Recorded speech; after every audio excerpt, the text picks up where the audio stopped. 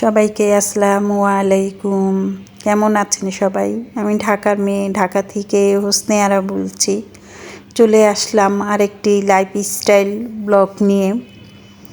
তাই তো সকাল শুরু হয়েছে, আর সকালবেলা উঠেই বাকি কাজকর্ম সেরে তারপরে চলে আসছি রান্না বান্নার কাজে। তাই এটা হলো সকালের নাস্তার পর্ব। তা আজকে হলো নিহারি রান্না করেছি। তাই যেহেতু বৃষ্টি ছিল, তাই বৃষ্টির দিনে নিহারি রান্নাটা কিন্তু খেতে খুবই ভালো লাগে। তা তার সাথে একটু বাইরের থেকে নান রুটি এনে তারপরে আর কি নিহারি দিয়ে খেয়ে নিয়েছি। বাসায় নান রুটি বানানো যায়, কিন্তু আজকে একটা দাওয়াত আছে, তার জন্য আর বাসায় আর কি আর সেই ব্যবস্থাটা করিনি।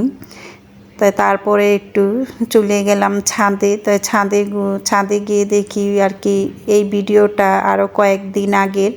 তখন প্রচণ্ড রোদ ছিল, আর তখন হলো আমার গাছেও টমেটো ছিল।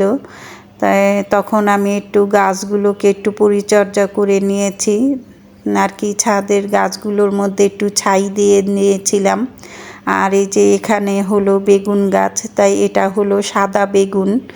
আপনারা এই বেগুনটা কেউ দেখেছেন কি না, তার জন্য আর কি আরও বিশেষ করে আপনাদের সাথে আমার এই ছাদ বাগানটা একটু পরিচয় করিয়ে দিলাম এই বেগুনের সাথে। যে এরকম সাদা বেগুন কে কে খেয়েছেন কমেন্ট করে জানাবেন তো। আসলে আমরা আত্মীয় স্বজন সবই আছে, কিন্তু একটা কথা আছে যে আপন থেকে পর ভালো, আর পরের থেকে কিন্তু জঙ্গল ভালো। তা আসলে আমি জঙ্গলে যাই না। আমি এই যে যখন আমার মনটা খারাপ লাগে, তা প্রতিদিনই আমার এই গাছের যত্ন নিতে লাগে। তারপরেও আমি আর কি আমার ছাদ বাগানে এসে আমার খারাপ মনটা একবারে ভালো হয়ে যায় যখন নাকি ওদেরকে আমি আপন করে নিয়েছি এবং ওদের সাথে অনেক কথা বলি। ওদেরও জীবন আছে, কিন্তু ওরা বুঝে আমার কথা। ওরা বলতে পারে না, কিন্তু দেখবেন একটা গাছের যত্ন নিলে বা একটা পোষা প্রাণীর যত্ন নিলে ওরা কথা না বলতে পারলে কি হয়, কিন্তু আপনার সব কথা বুঝে।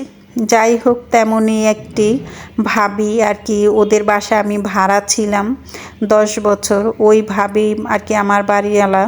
তাই সে আমাকে এতটা আপন করে নিয়েছে। তাই ছোটোখাটো ঘরোয়া মেয়ের আর কি আঁক হবে, মানে কাবিন হবে। তাই সেই উপলক্ষেই আর কি তারা ছোটোখাটো ঘরোয়াভাবে অনুষ্ঠান করছিল, আর তখনই আমাকে দাওয়াত করেছিল।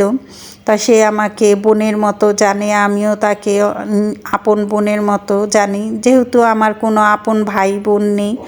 তো ওই আপুদের বাসায় গিয়ে এই যে গায়ে হলুদের স্টেজটা দেখছেন, এটা কিন্তু আমি করেছি, আমার নিজের হাতে আমি করেছি। মনে হয়েছিল যে আমার মেয়ের বিয়েতেই হয়তো আমি এটা করছি।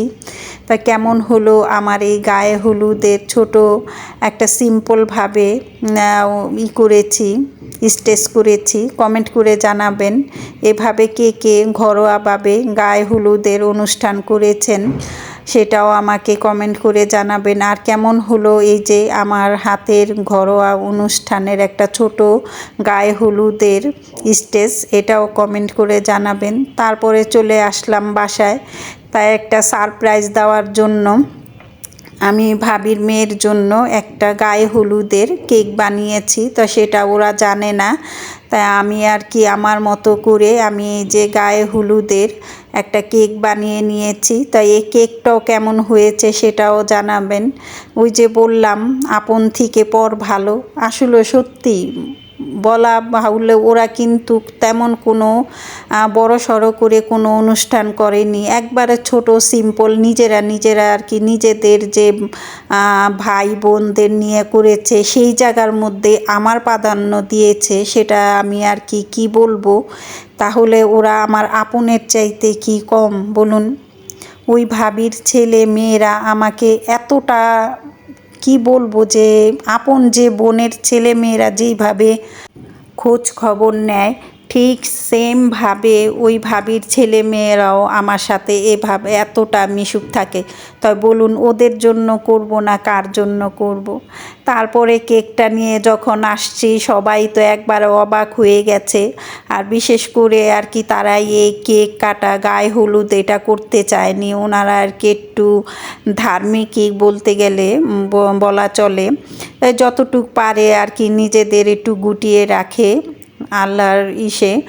তাই যাই হোক, আমি কেকটা নেওয়াতে ওরা তো আমার হাতের কেক অনেক খেয়েছে, তাই এই কেকটা যখন আমার ওই গায়ে হলুদের অনুষ্ঠানে সবাই কেক কেটে যখন খেয়েছিল, সবাই একবারে বলছিল কেকটা কোথার থেকে আনা হয়েছে।